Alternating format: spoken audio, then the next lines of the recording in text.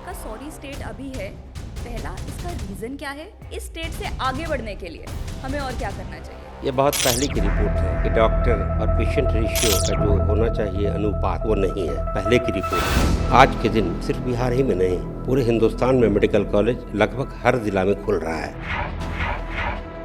कटिहार एक role model बन सकता है पूरे बिहार के लिए, या फिर एक केस स्टडी बन सकता है पूरे बिहार के लिए? कटिहार रोल मॉडल बन चुका है, उसको प्रूफ करता हूँ कैसे बन चुका है। इंडिया के अंदर लगभग 50% महिलाएं अभी भी अनीमिक हैं। तो आपके हिसाब से ये जो प्रॉब्लम जो सिर्फ बिहार में नहीं है, इंडिया में भी है, ये एक सामाजिक प्रॉब्लम है या ये एक पॉलिटिकल प्रॉब्लम है? ये शिक्षा की कमी है, जिसकी वजह से ऐसे समाज में ये पोजीशन है। जो पढ़े लिखे लोग हैं उस समाज में माल न्यूट्रिशन की कमी नहीं है। जो गरीब तबका है, जो अनपढ़ तबका है, इसको उस दिमाग से काम नहीं लेता कि जितनी चादर है उतना पाँव फैलाएं। लेकिन जब तक वो शिक्षित नहीं होंगे तब तक वो नहीं समझ पाएंगे। शिक्षा ज़रूरी है। शिक्षा सिर्फ पैसे और नौकरी के नहीं होता। शिक्षा का मतलब है डेवलपमेंट ऑफ ब्रेन, दिमाग बड़ा हो। जब तक उनको शिक्षा नहीं होगी तब तक आप कितना समझाइएगा वो नहीं समझेगा।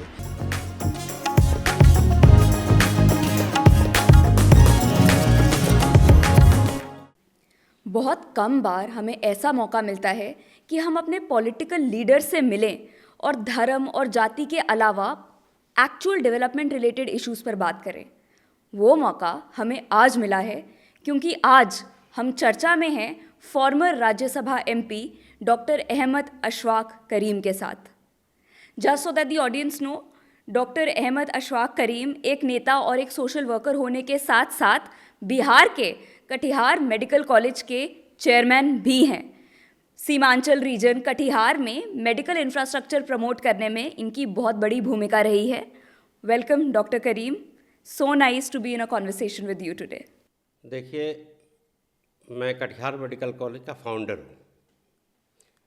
फाउंडर के बाद ही कोई चेयरमैन बनता है जी, संस्थापक बहुत बड़ी चीज़ है। बहुत बड़ी चीज़ है। डेवलपमेंट, सबसे पहले डेवलपमेंट होता है एडुकेशन से।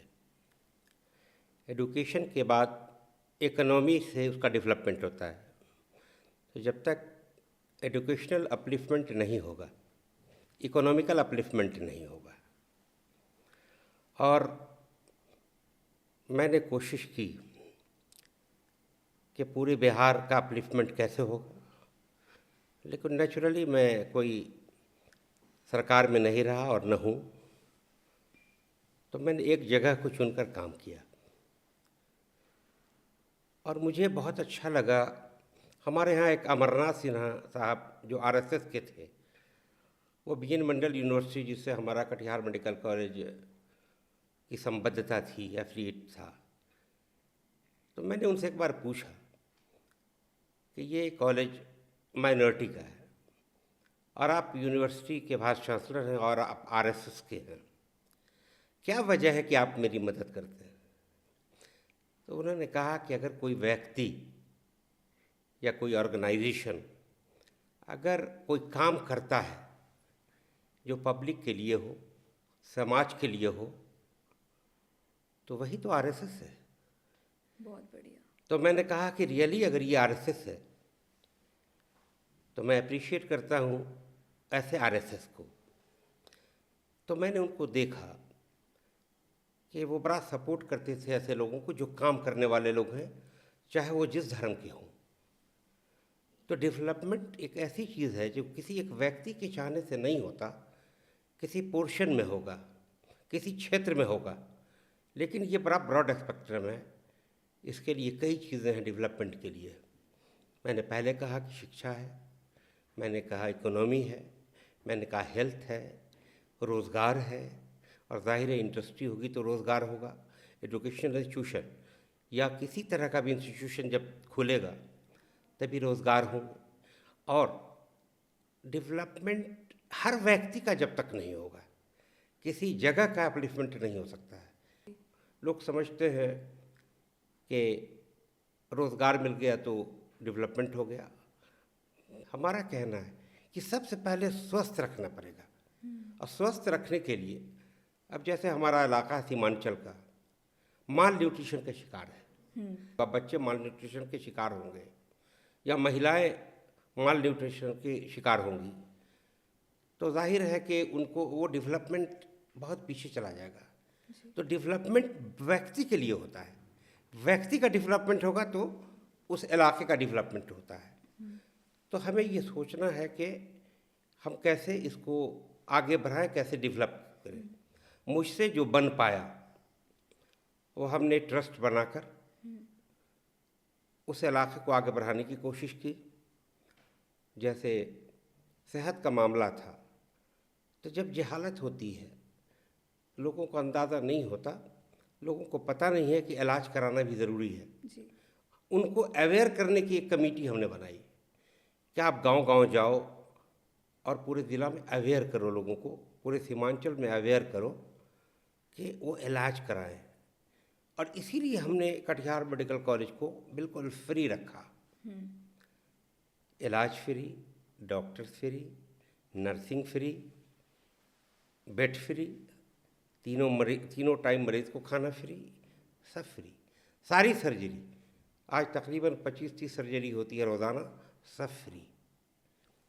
हमने बाद में चलकर देखा कि बहुत लोग ट्रॉमा का केस है, लोगों को दूर जाना पड़ता है, जाते जाते लोग दम तोड़ देते हैं।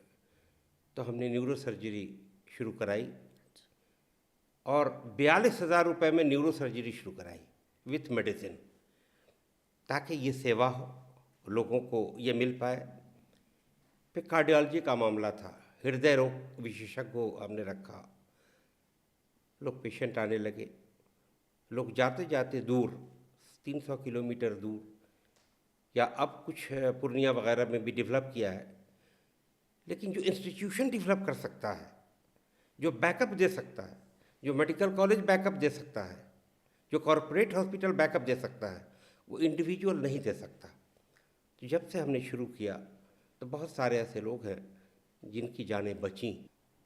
तो सेवा हर तरह की होती है, कोई भूखा नहीं रहे, लोगों को रोज़गार मिले, लोगों की शिक्षा हो, लोगों को स्वास्थ्य सेवा मिले। और रोज़गार कब मिलेगा? अब जैसे कटिहार मेडिकल कॉलेज खुला या अल करीम यूनिवर्सिटी नीतीश जी ने दिया, तो उसके बाद से यानी काफ़ी लोगों को रोज़गार मिला। और रोज़गार सिर्फ हमारे यहाँ नहीं मिला, रोज़गार हमारे यहाँ आज 1400 के तकरीबन एम्प्लाई है टॉप टू बॉटम। लेकिन टेम्पो चलाने वाले को रोज़गार मिला, मरीज़ के अटेंडेंट को ले जाता है, वो मरीज़ लाता है, बसें चलने लगी, रिक्शा से ई रिक्शा है, उससे मरीज़ को लाता है, ले जाता है, उसको रोज़गार मिला। उसके अलावा आप कटिहार मेडिकल कॉलेज जाएं तो देखें कि गेट के बाहर काफ़ी दूर में सैकड़ों दुकानें खुली हुई हैं। दवा की दुकानें हैं, खाना खाने की दुकानें हैं, फल की दुकानें हैं। अब लगभग 2000 लोग कैंपस में रहते हैं। 2000। तो उनकी ज़रूरतें हैं, उनके लिए खाने की सामग्री है, तो सारी चीज़ों की दुकान है। तो ये सिर्फ कटिहार मेडिकल कॉलेज या अल करीम यूनिवर्सिटी के सिर्फ रोज़गार देने से नहीं हुआ, उसने जो रोज़गार दिया वो दिया साइजेबल, लेकिन उसके अलावा ये एक बड़ा रोज़गार लोगों के ज़रिया उस जगह पर जो बिल्कुल सुनसान जगह था, जहाँ कुछ भी नहीं था। जब हम लोग गए थे तो सांप ही सांप था, खरौर था, खर था, जंगल था, सड़कें नहीं थी। सब डेवलपमेंट हुआ और आज चमाचम है वो कैंपस, देखने की चीज़ है। सच्चाई को कबूल करनी चाहिए।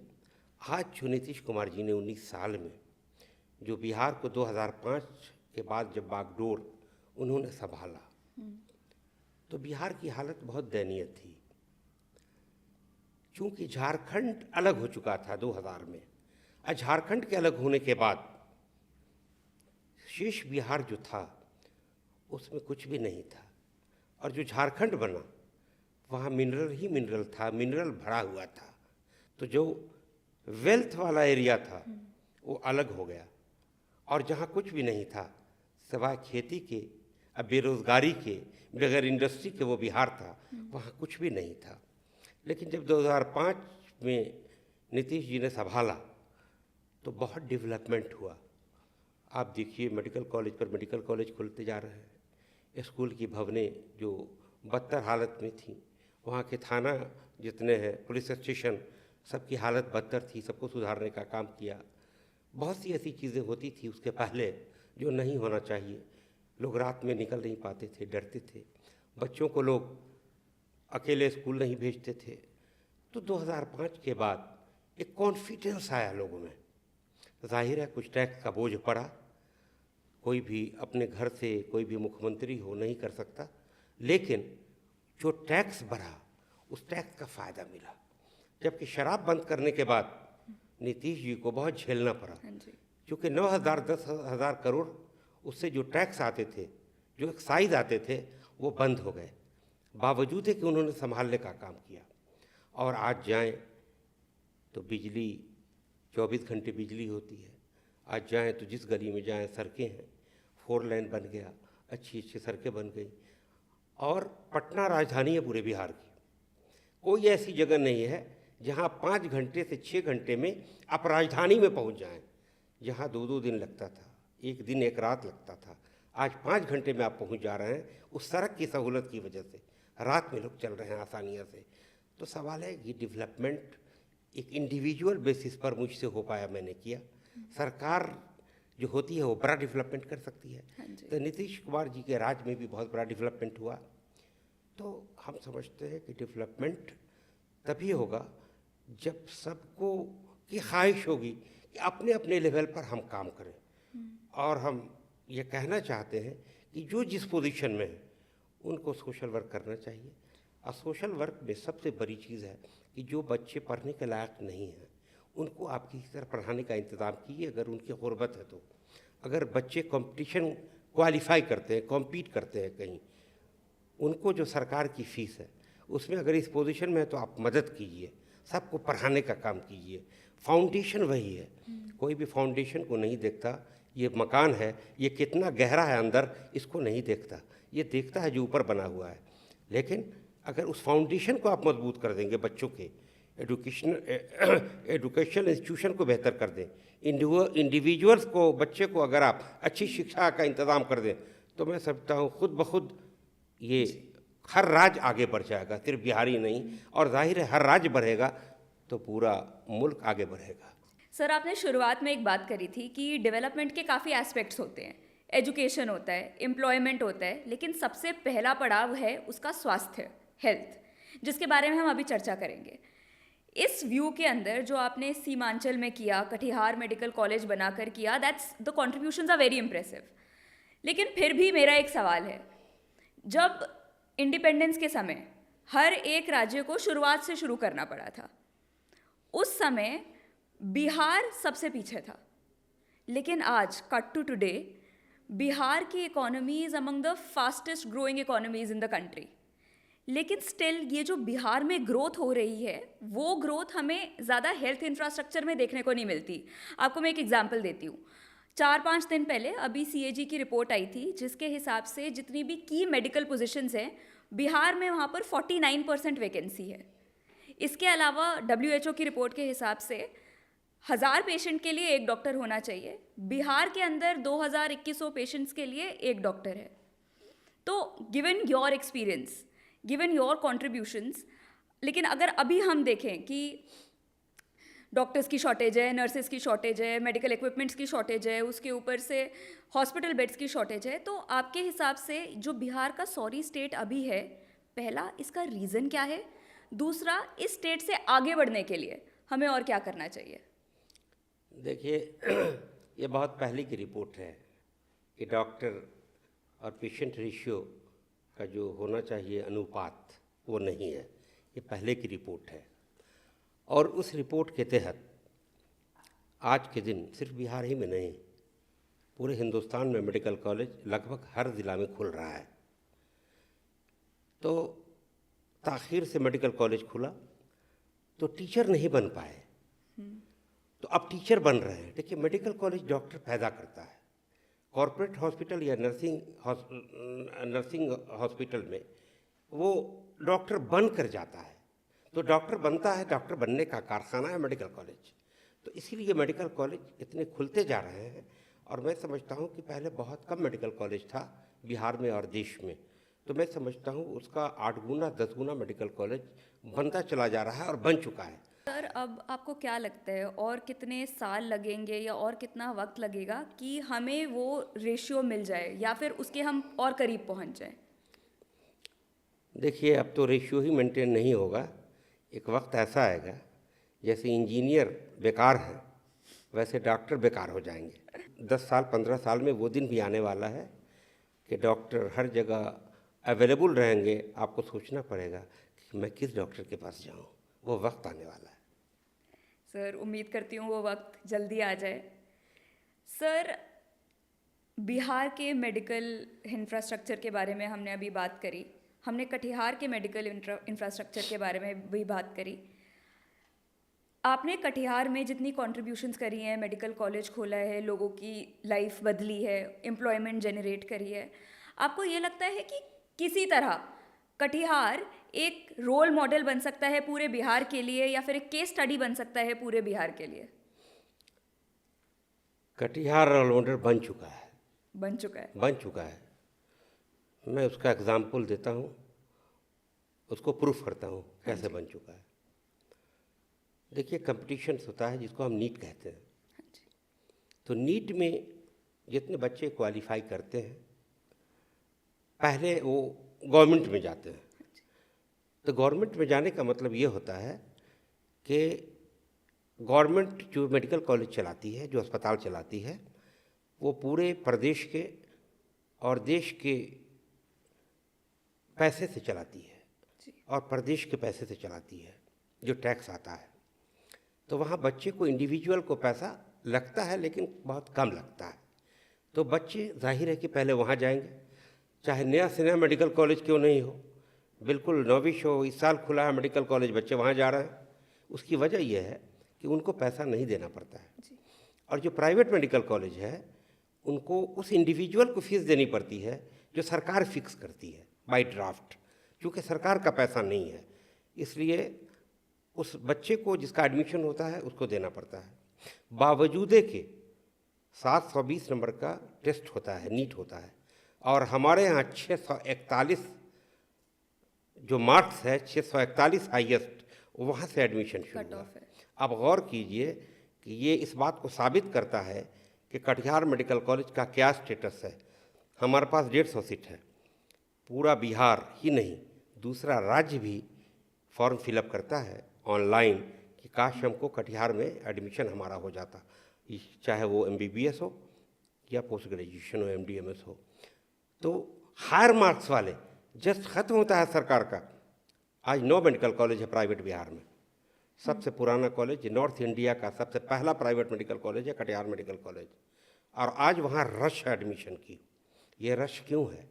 इसलिए कि वहाँ के बच्चे PG में नीट क्वालिफाई करते हैं, गवर्नमेंट में जाते हैं, पूरे देश में है, अमेरिका में है, इंग्लैंड में है, ऑस्ट्रेलिया में है, सऊदी अरब में है, दूसरे मुल्कों में है। और इंदिरा गांधी इंस्टीट्यूट पटना का है जो सबसे अच्छा मेडिकल कॉलेज सरकार का कहलाता है। वहाँ 15-20% जो डॉक्टर्स हैं वो हमारे प्रोडक्ट हैं, कटिहार मेडिकल कॉलेज के प्रोडक्ट हैं। अब कोई भी इंस्टीट्यूशन ऐसा नहीं, पारस है वहाँ जो कॉरपोरेट है, मेदांता है वहाँ जो कॉरपोरेट है, वहाँ एक साइजेबल डॉक्टर्स हमारे यहाँ से उत्तीर्ण छात्र हैं जो डॉक्टर हैं। तो हर जगह दिल्ली के किसी अस्पताल में आप जाएं आपको मिल जाएगा। तो ये इस बात को प्रमाणित करता है कि कटिहार जो है आज का ग्राफ बहुत ऊपर है बिहार में।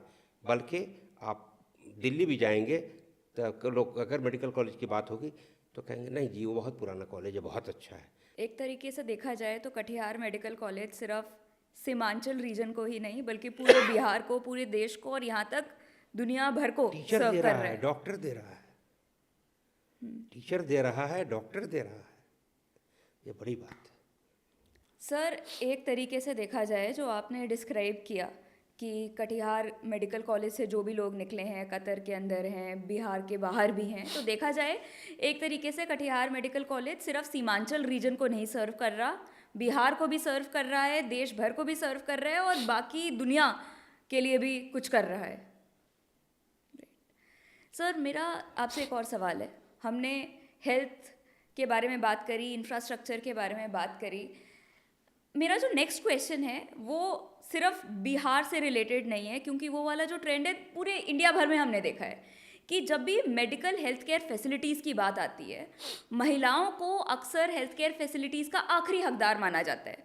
जब भी किसी फैमिली के अंदर जहाँ पर रिसोर्सेज कम हैं, तो मर्दों को, भाइयों को, बेटों को पहला हक मिलता है, बाद में जाकर बेटियों को, औरतों को उनका हक मिलता है। And like to be very honest, statistics also points towards the same. जैसे इंडिया के अंदर जो 2020 में मोर्टैलिटी रेट था, it was the second highest in the world. पहले नंबर पर नाइजीरिया था, दूसरे नंबर पर इंडिया था। इंडिया के अंदर लगभग 50% महिलाएं अभी भी अनीमिक हैं।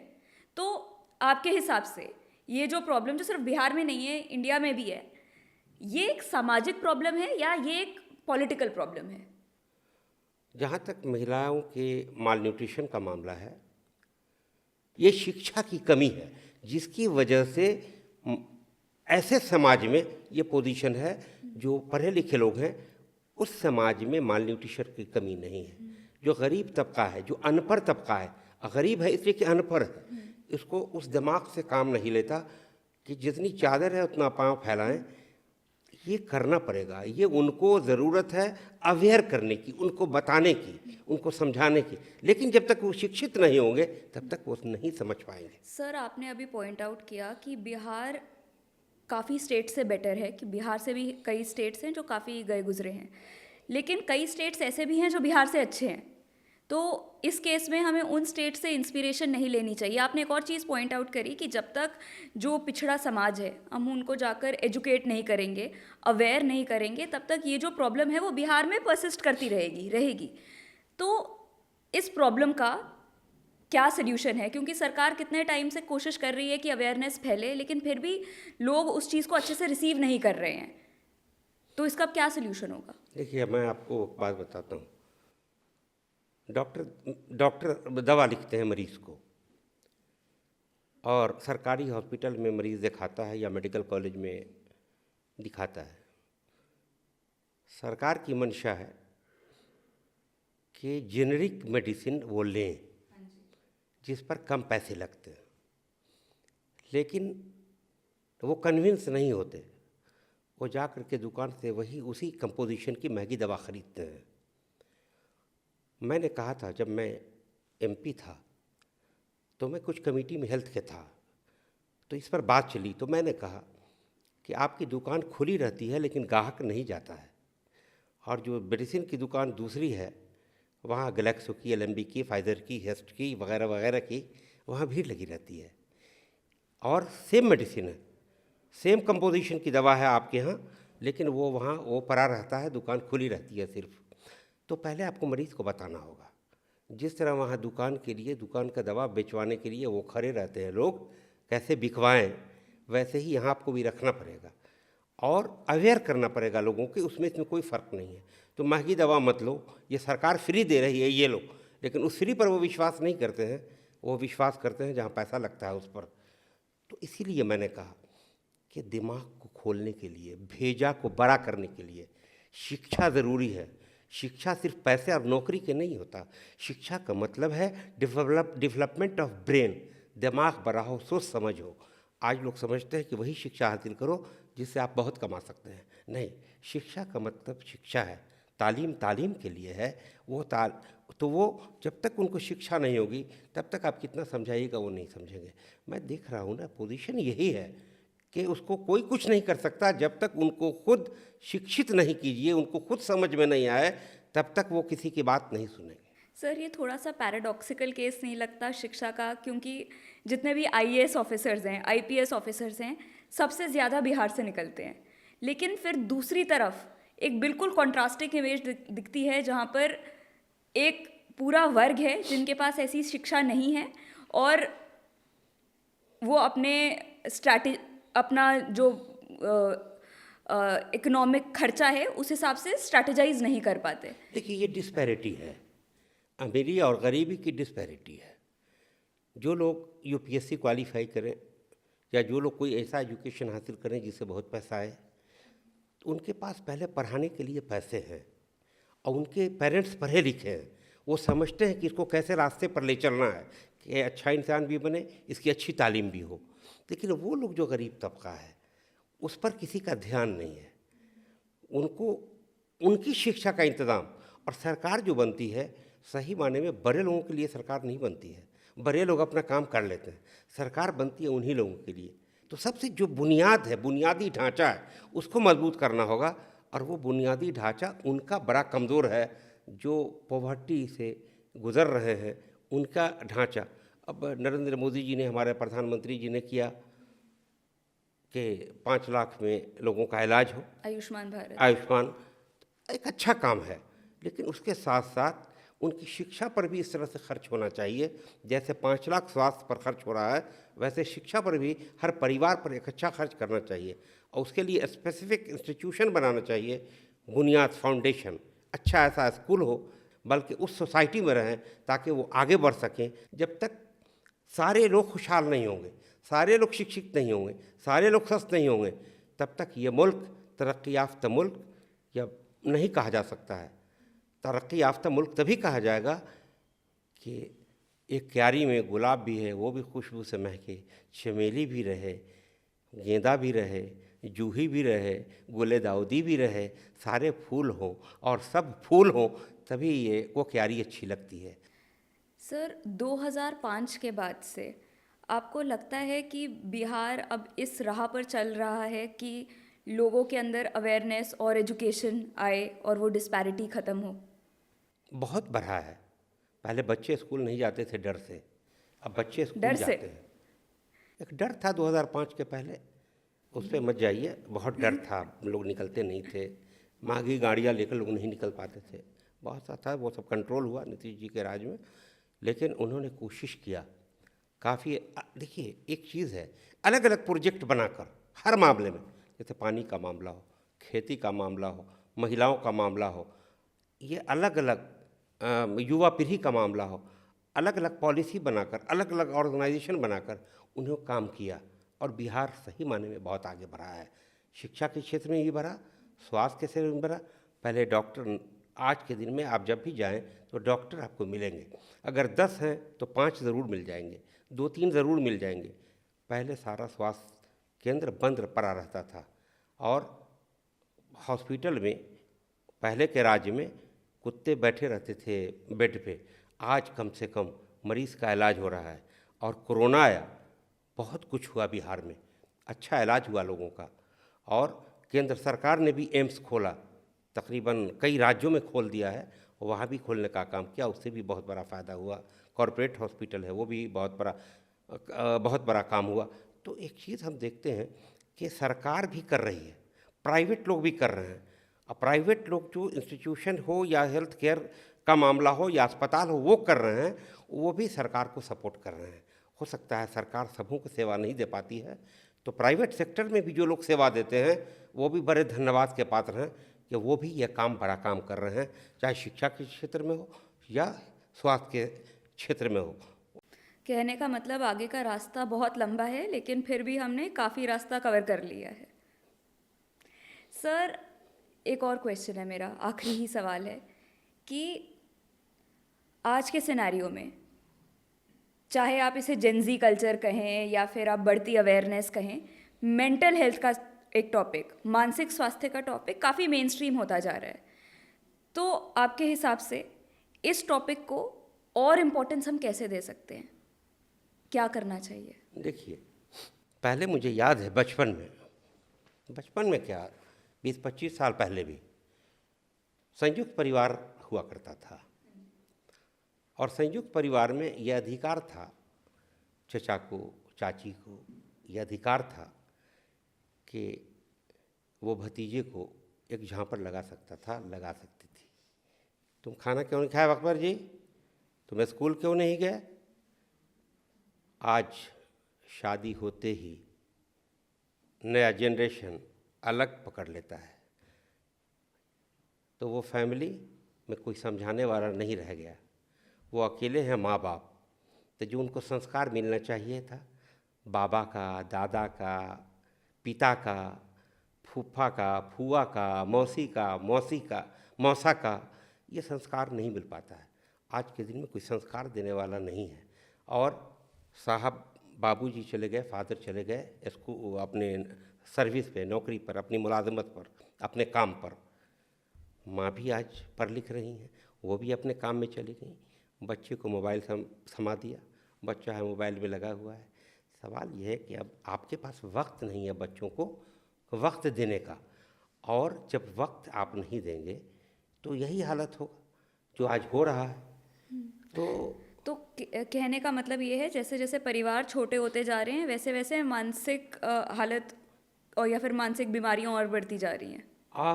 आज मैं अभी कहने जा रहा था कि आज मैं समझता हूँ कि सबको तो नहीं, लेकिन साइजेबल लोगों को, चाहे महिला हो चाहे पुरुष हो, उनको ज़रूरत है काउंसलिंग की। ज़्यादा से ज़्यादा काउंसलर बहाल होना चाहिए और सबकी काउंसलिंग होनी चाहिए। जो लोग थोड़े से भी अपने, ये देखा जाए कि जो डेविएट कर रहे हैं, जो बच्चे हों, बच्चियां हों या यंग हों, तो काउंसलिंग होनी चाहिए। सर, आपने अभी एक काउंसलिंग का पॉइंट मेंशन किया कि लोगों को काउंसलिंग की ज़रूरत है, and I agree with you. लेकिन जितनी भी पुरानी जनरेशन है, ओल्डर जनरेशन है, काफ़ी लोग उस जनरेशन में ये मानने के लिए तैयार नहीं कि मानसिक हेल्थ भी एक्चुअली हेल्थ में काउंट होता है। तो वो उस जनरेशन को काउंसलिंग सेंटर तक कैसे लाया जाए, उनको कैसे अवेयर किया जाए, क्योंकि वो इतनी सोशल मीडिया पर भी नहीं एक्टिव जनरेशन, लेकिन फिर भी उनको ज़रूरत है इस काउंसलिंग की। काउंसलर कमज़ोर हैं।